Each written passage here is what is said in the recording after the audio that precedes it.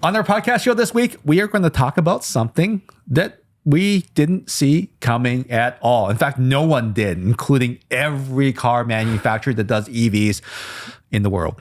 Elon Musk, the crown prince of whatever of the week, he has done something that we didn't think would happen, especially after their earnings call, where there was a lot of talk about their Supercharger network, how it's growing rapidly, and how they've reduced their costs of deployment.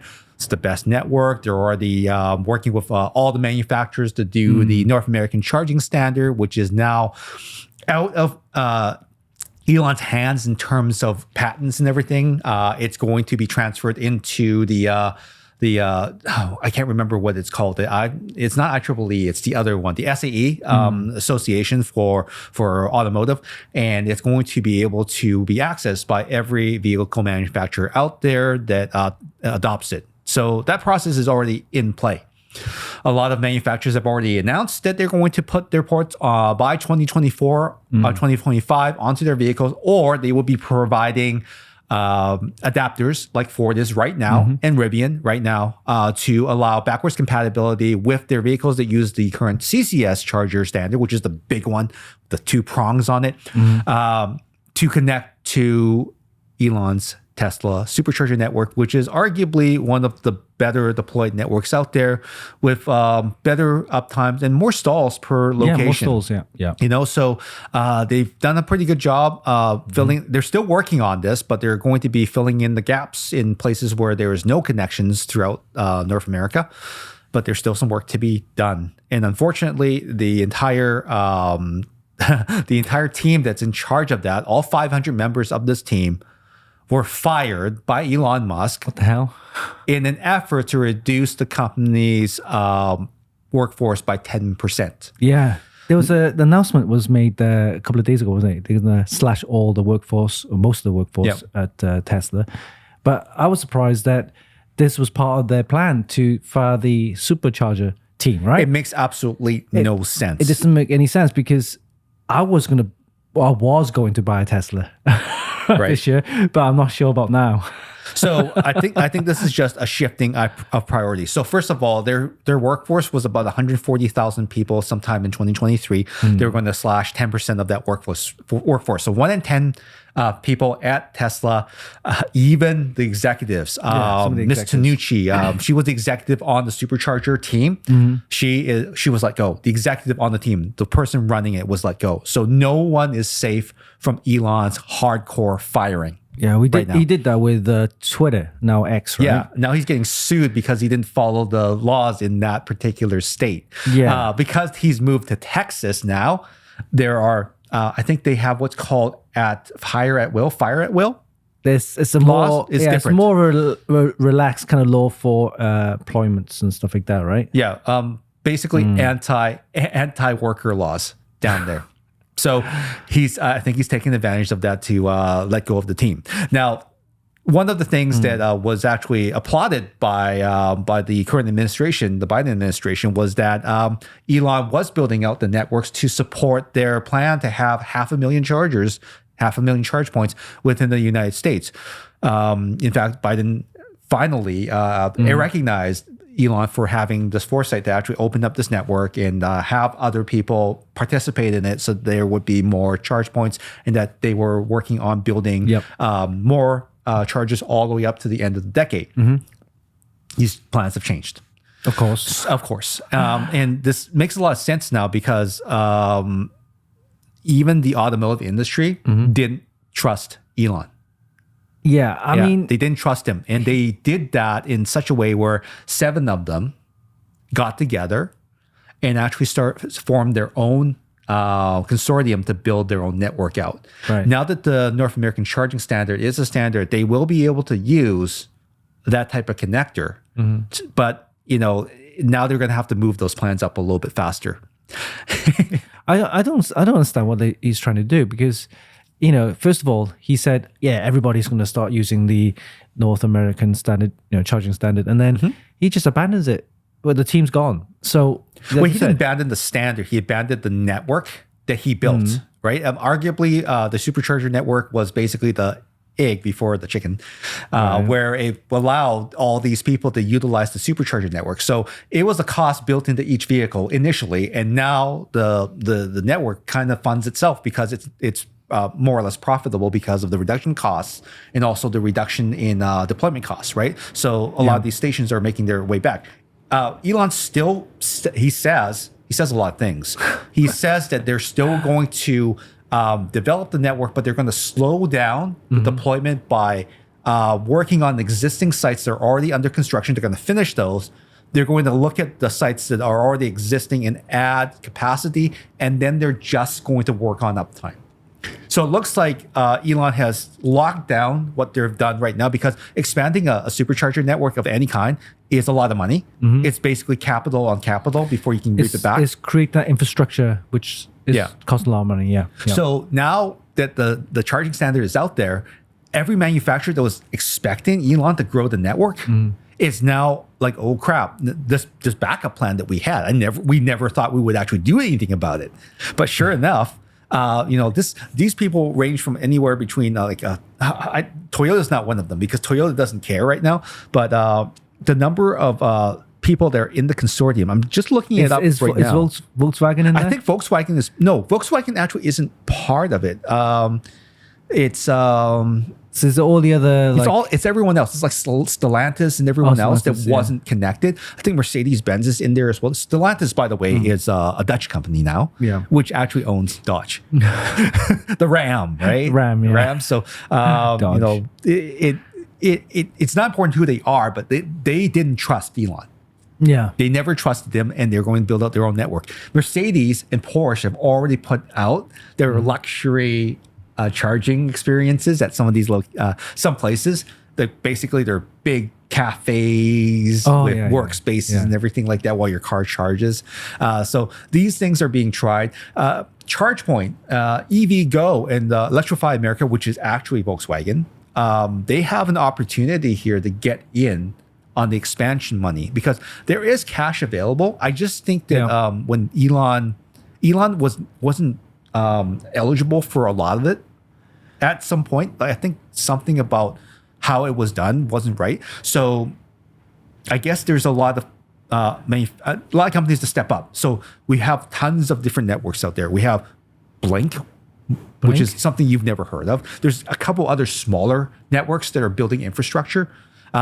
Shell is expanding their charging network big time. They've just consolidated with a smaller company called Greenlots. So we're going to see like Shell gas stations will have charging.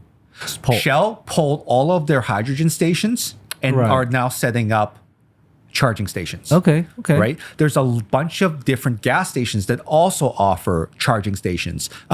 Names that I've never heard of before because we don't have them up here, but something J.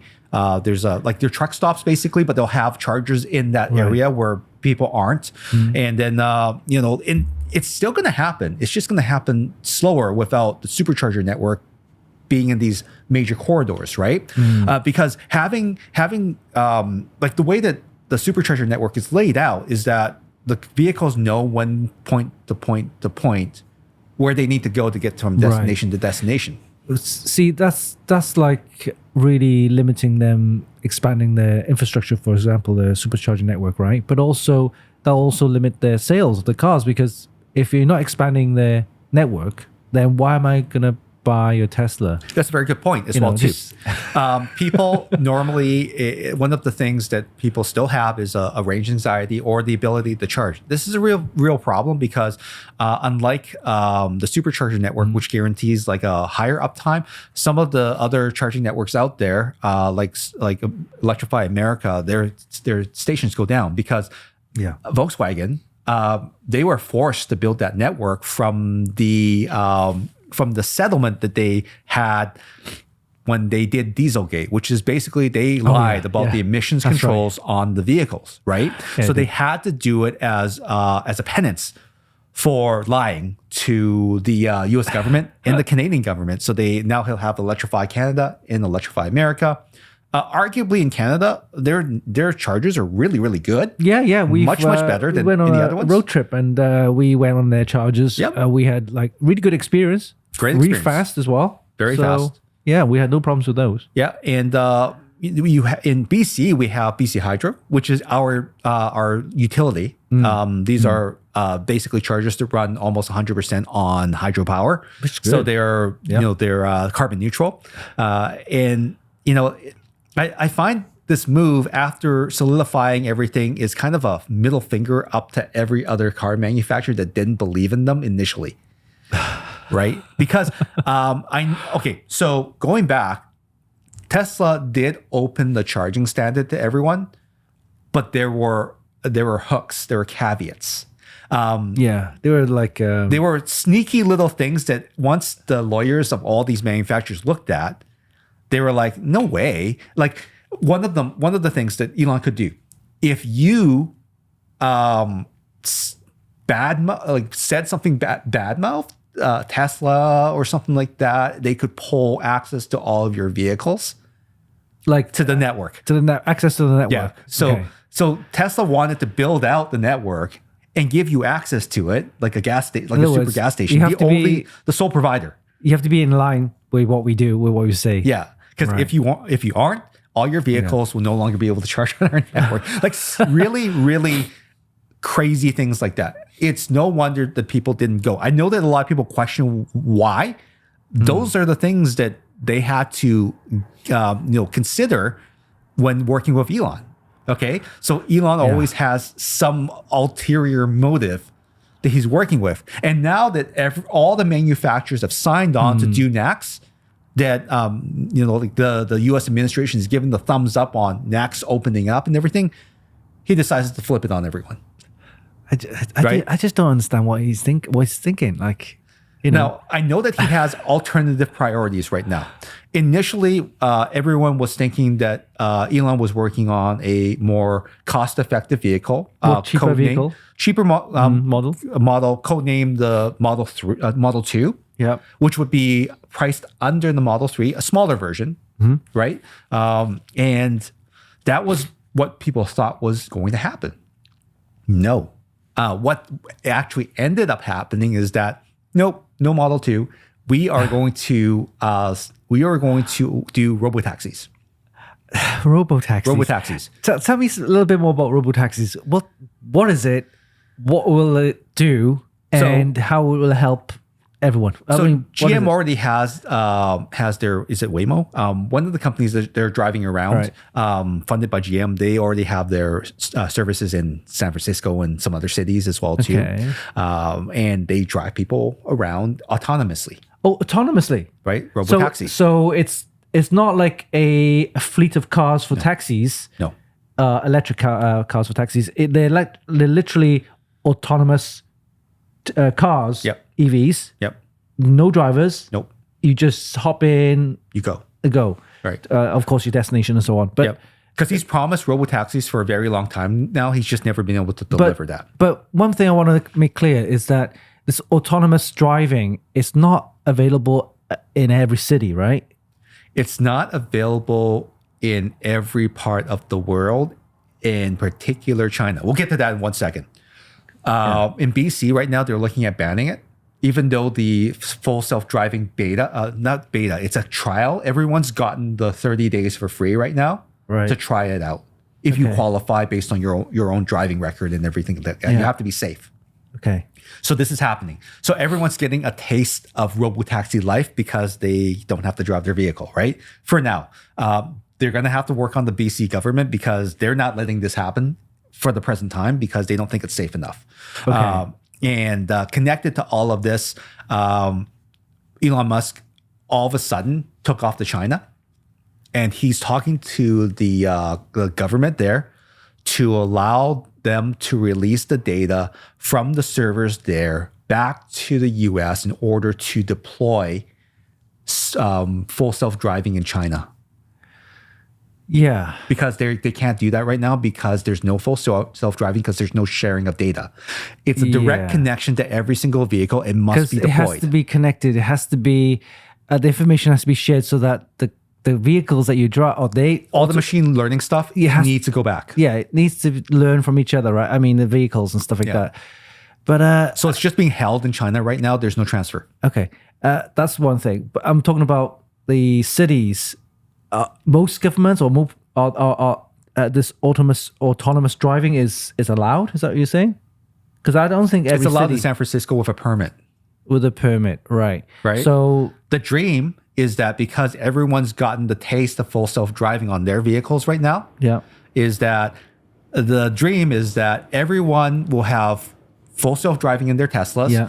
They can actually turn these into robotaxis that pick you up when you're not using your vehicle. So Yeah. it will take off from your parkade and it will pick up passengers while you're at work, and then it will return to the parkade, and then it will take yeah. you home after. And the reason why I say this is because I've seen some videos. I'm not sure how old these videos were of police officers, traffic police, Yep.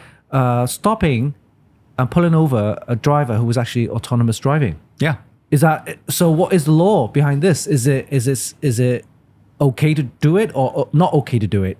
So that's this is where people, I think, is getting confused. Well, let's talk about Uber for a second there. Right. Uber went into cities and strong-armed their ways into all the cities. They basically upserved all the taxis.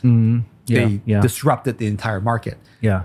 What this is going to do, it's going to disrupt Uber and Lyft, because now they don't even need the drivers. That's true. No, you don't need the drivers. Right? You're disrupting that. You're disrupting the transportation industry because now the cars drive themselves. Yeah. Right? You don't need a driver technically. Okay. Right? You could be in there if you wanted to be, but technically speaking, your car takes off, and if someone puts cigarette holes into everything, well, whatever. I've seen a very first edition of a Robotaxi, and that was in a film called Total Recall. Yep. The seen that one? guy with the yeah. It was a little taxi. And In they just AI jumped as in. well too. The movie AI with Will Smith. He wanted to take the wheel and drive manually when Yeah. everyone around him is driving autonomously, yeah, right? yeah. And that's very dangerous because it shows specifically that it's not the vehicles or its driving that's dangerous. It's Yeah. the human behind the vehicle that's dangerous because he's unpredictable. So true. by having robotaxis and enough of them Yeah. in big enough concentration, accidents should go down as a whole. As a whole, Right? theoretically, yeah. Yeah. But there's still problems, right? Because there's still the human element. There's still people that are running in the middle of the road. Like, what are they doing, right? What's going on? I mean, the human element will crashing always... into bubble tea shops. Bubble tea shops in Richmond, right? All the stuff is still... it's the human element is unpredictable. Yeah. So... right now, even in San Francisco, those taxis cannot go out onto the highway. Unless it's going. I think they're working on this where it goes straight to the San Francisco airport. But that's the only route it takes. Right. So it's all in city. This answers my question. So it doesn't. It's not allowed to go to the highway. It goes to certain destinations only. Okay. So this is going to be. It's going to take a long time. But once everyone realizes that it works, and I think this is why they're doing the full self-driving trials, is that they're trying to get people's perception of the technology to kind of demystify it, because no one's buying this technology, right? It's $9,000, $6,000 to upgrade to this, and it doesn't actually work, and it's still a beta still in most cases, right? But if they get it for free, they see the potential of this, and then if they launch full self-driving, the full version where it's like all the bugs are worked out, and then they try that, oh my God, this is amazing. So what you're saying is people who drives Tesla who actually bought this package, they're guinea pigs. They're guinea pigs. They've always been guinea pigs. Guinea pig. It's why it's called full self-driving beta. Guinea pig. Beta. So if you crash, did you sign the disclaimer form? You probably did. The only reason, and this is it's a sad story to kind of rehash, but there was that Apple employee that was driving his Tesla Model X. He was playing a game on his iPhone while it was full self-driving. Okay. Right. And it swerved towards the median in the same spot. And he's mentioned it before, and he's reported it. But eventually, he just kind of whatever, and it just went off the road and smashed into the median and killed him. What? But he wasn't paying attention because he was playing a game. But then, so if the car was swerving to whatever he shouldn't, could you grab the wheel and? It tells you that you should be grabbing the wheel. All right. But I think in this case, it may not have said anything. Oh, see, If he didn't tell me, I wouldn't have known. Because there have been videos on YouTube where the car would start to swerve towards something and the vehicle did not warn that this was a problem. It couldn't figure out what was happening. So people are like grabbing the wheel, wresting control away from the Tesla. So there are still problems. Oh, right. See? So his focus now is on robotics and robotaxis. See, the thing is, that robotaxi and all that robotic technology is so still early stage. It's still not ready. Yeah. To be honest with you, it'll be another 5 to 10 years, even more. Everyone is a guinea pig right now if you're driving a Tesla with full self-driving. They're training on you. And they're hoping that with all of the wealth of, because China is the biggest market for Tesla by far.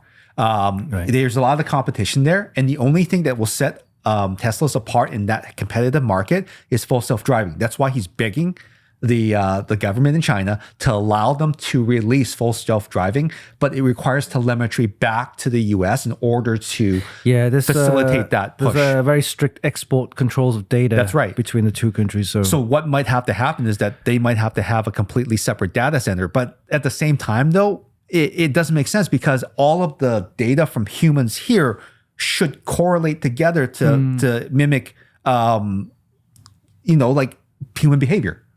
Right? Yeah, it'll be a few more years. I mean, I understand if it's like any location going to a certain point, like an airport or somewhere where it's easier to navigate. But if you're going to somewhere where maybe the car doesn't understand how certain roads will, turns and stuff like that. Yeah.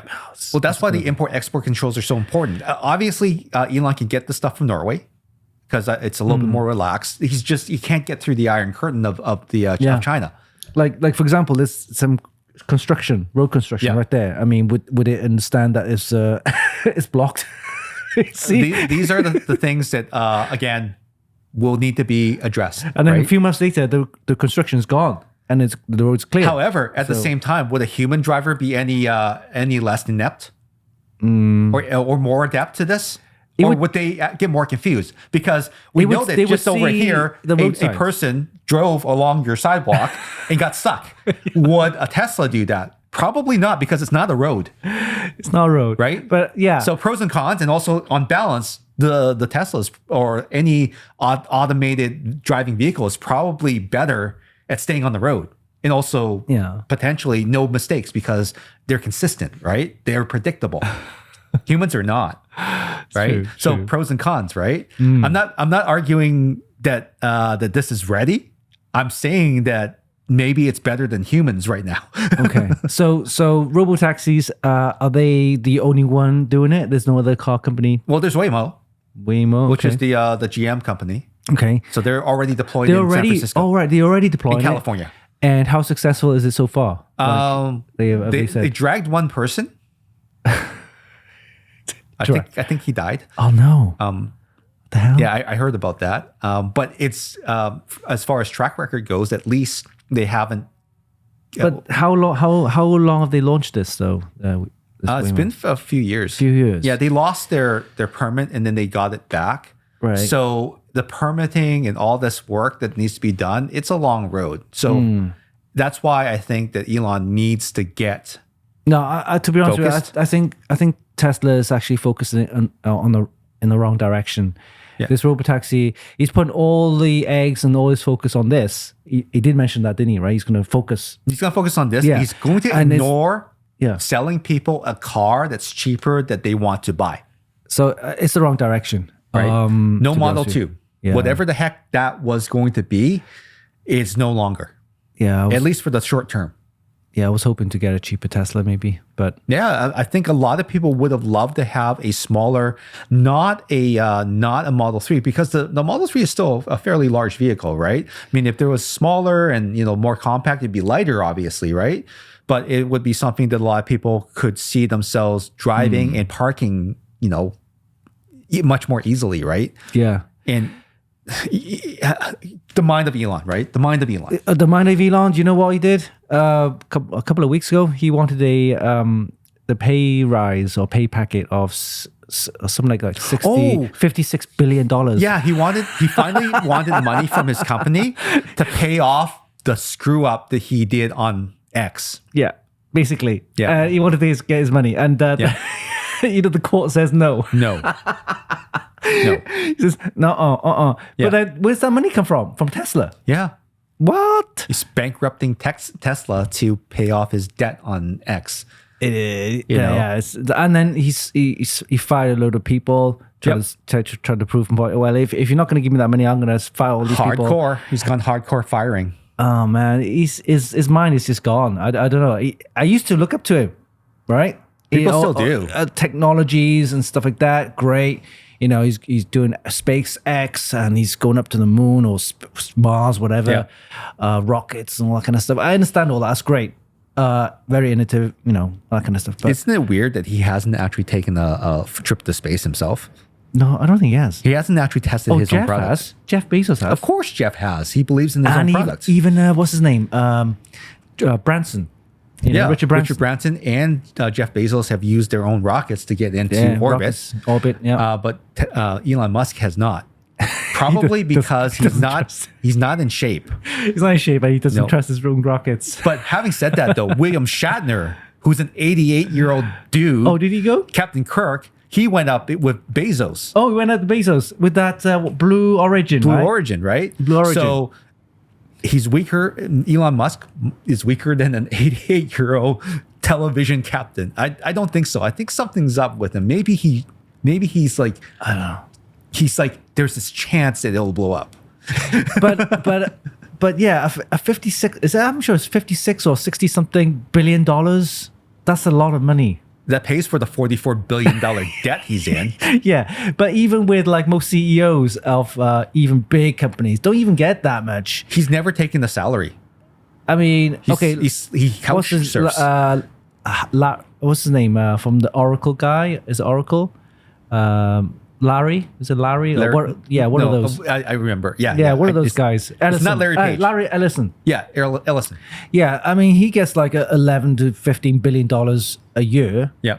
That's a lot of money. Stock and stuff like that. So it's just a total compensation package. But Oracle's a big company, software company, huge, right? They're everywhere, databases and all that kind of stuff, right? Even Larry Bird, is it Larry Bird? No, the other Larry from Larry Page.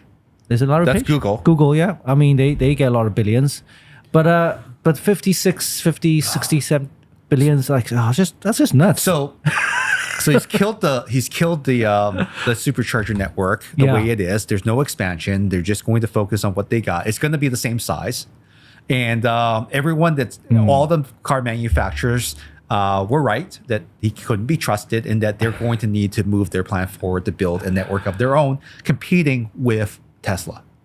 Yeah, with the same connector on Tesla chargers. Okay. And because Tesla chargers have been out there for so long, they are very efficient at deploying them. They said so themselves. I think that information is true. And now they're going to have to figure out how to do the deployment themselves more expensively, because you don't just put stuff out there. You don't just install without learning. You're having a phase of learning. So all 7 manufacturers are going to have to figure out together how to make this all work. And without Elon Musk, without Tesla, because Tesla and Elon Musk, I mean, if Elon bankrupts his own company to fund his weird stuff, there's going to be no Tesla.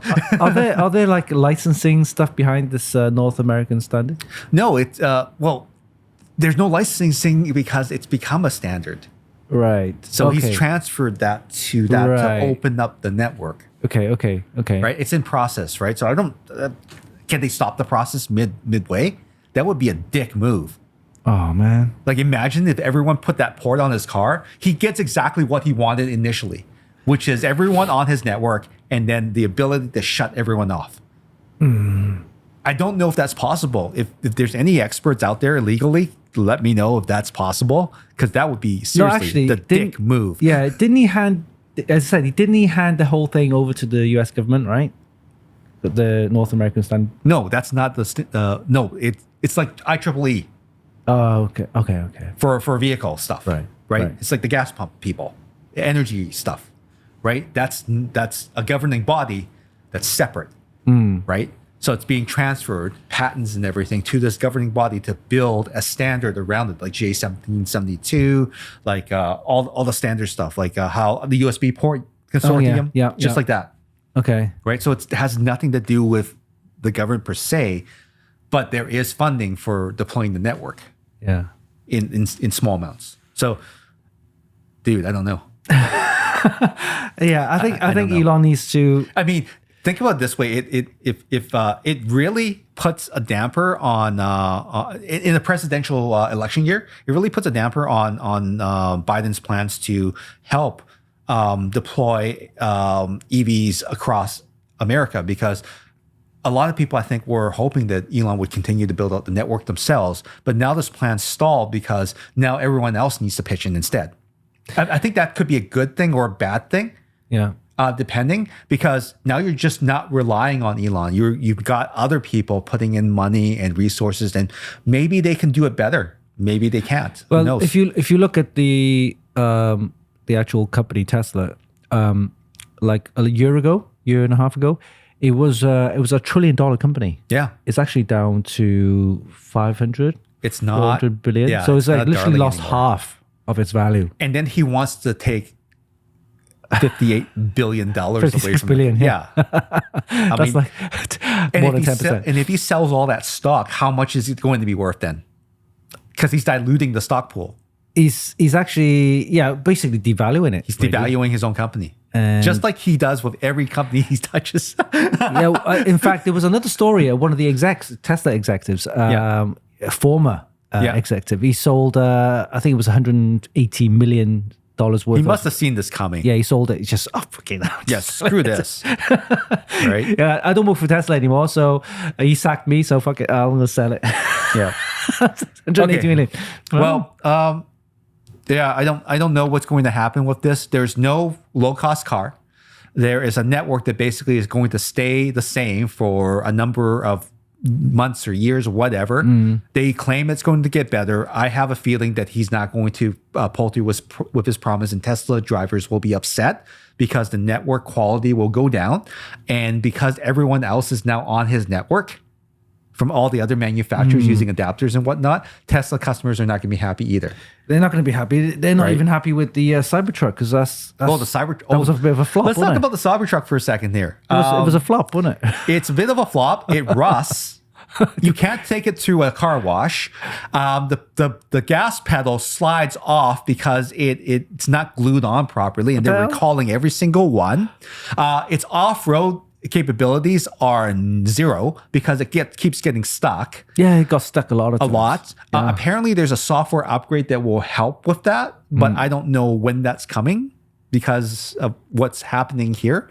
I mean, it's not a good vehicle at this point. They invested a lot in the Cybertruck, but it didn't deliver. So it's a bad product. Yeah. So the only money that's actually making any car that's making money on model is the Model 3. The Model 3 is making money, which is the cheaper of the Teslas, right? The Cheapest. Model X, Model Y, Model S. They're all really expensive. The only affordable model is the Model 3. Yep. And that's the only vehicle that they're actually making money on, and now they're not even producing the Model 2 or the cheaper version of it. So those plans are over, and now their Supercharger network is going to be either they're going to raise the prices and make it very expensive for Tesla users to charge, as well as everyone else that's relying on that, or those seven companies that got together to build a secondary network, they better get on it right away. I heard nothing about deployment plans. I don't even know how they're going to do it. No one really knows. They just know that they've gotten together. They're gonna do it anyway, because it's gonna be competition anyway, and having more chargers available from different, two competing brands. I'm all for it. I'm for it, because then even if the Tesla Supercharger network suddenly stays stagnant, which it probably will, or it stops working, then I have a choice to use the other. Yeah. Right. So, interesting times. Also on that note, since we're talking about charging, the BC Hydro, which is our local utility, and I'm sure that this will be the same story with other utilities across Canada because they've approved this. You know how Tesla was one of the people pushing the Canadian government to allow per kilowatt hour billing? Oh, sorry. Yeah, you mentioned that. Yeah. So it's all coming to effect now. Okay. And one of the leaders in charging and sustainable carbon neutral charging and also supplies all of our electricity in BC. BC Hydro has now finally released the pricing per kilowatt hour of the stations. Okay. So it's going to be 35, 36 cents right now for the slower stations. And then there's an idle charge, which is 40 cents. So if you stop charging, it will charge you and not give you any electricity. Because you're taking a spot. Yeah, you're taking a spot. So it's just going to keep charging you. So you mentioned it converted to this kilowatt per hour billing. Is it effective now? It's in effect now. Have you tried it? It doesn't matter to me because honestly, it's not that big of a deal in terms of it's going to cost more. It's going to cost more. So you're paying per kilowatt hour. Okay. So let's just say that I have to charge halfway. 50%, 30 kilowatt hour, I will be paying $15. $10, right? Okay. For half a battery. So it roughly, I think it's 40% more money for me to go from 20% to 80%, 60%. Right. Okay, I get you. So it's in effect, if it's from empty, well, I'll say empty, low to 50% is actually decent. And then the slower you charge, the more beneficial it is to you because you don't have to go so fast. Right. Because used to be per minute. So the faster you charge, the cheaper your charge is. Now every vehicle is at the same level playing field. So if you have a Hummer that's 200 kilowatt battery and you charge the whole thing, it's going to be at least $70, which is still cheaper than a tank of gas for a Hummer. Don't get me wrong. Yeah. But now what happens is that because it's per kilowatt hour and that's how you're being billed. Yeah. He's going to stay there for 2 hours. Or he doesn't however care. long it takes to fill. Whereas before it was like a 40 limit. 40-minute limit, 40-minute get out. Yeah. So because BC Hydro stations have so few, it's like 1 or 2. It's going to back up in a lot of places. So they need to have expanded their network. They should have expanded a long time ago. Okay. And the other thing is, what about charging at home? Will that affect the... No. There is one thing that will affect at home. And a lot of places have this, which is a tariff that's lower overnight.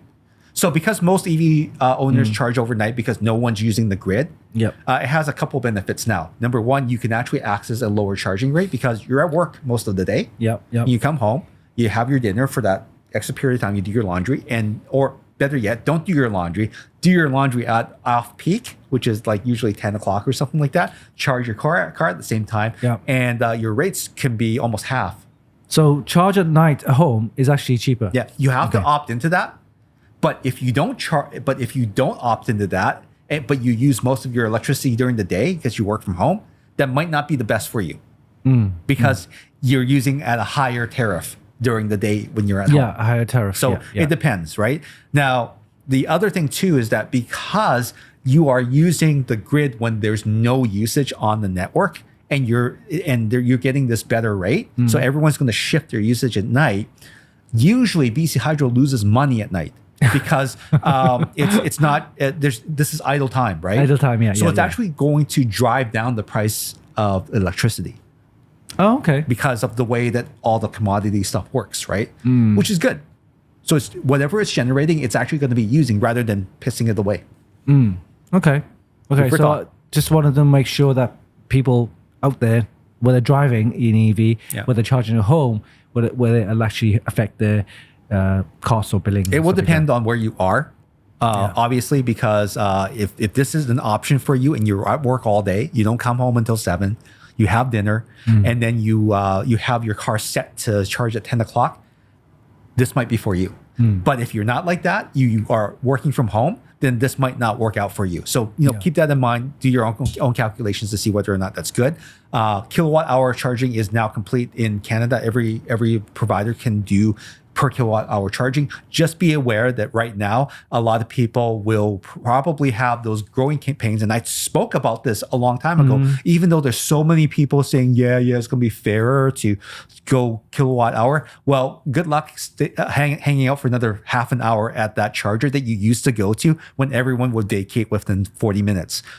It's not going to happen, right? They're going to hog that spot. They're going to hog that spot until it's full, and that's your fault. So, yep, you reap what you sow. Anyway, that's all for us in the Elon update. If this is interesting to you, we'll keep apprised of what's happening there. But apparently Elon is hanging out in China, buddying up to people to get that data so that he can open his Robotaxi fleet. What's probably question? In China. Is he an alien? Who? Elon, is he an alien? I have no idea. He's an alien, I'm sure. I have no idea. And also Elon stuff, Neuralink, the guy didn't die. Oh, you survived? Yeah, he survived. Wow, okay. But he also says there are some side effects. All right. And until next time, until we have a new show every Wednesday at noon, and you can catch us on X, which is the Elon Network, at our podcast show, and also on Instagram at our podcast show as well too. So we'll see you next week for a new show. Sure. Bye-bye. Bye-bye.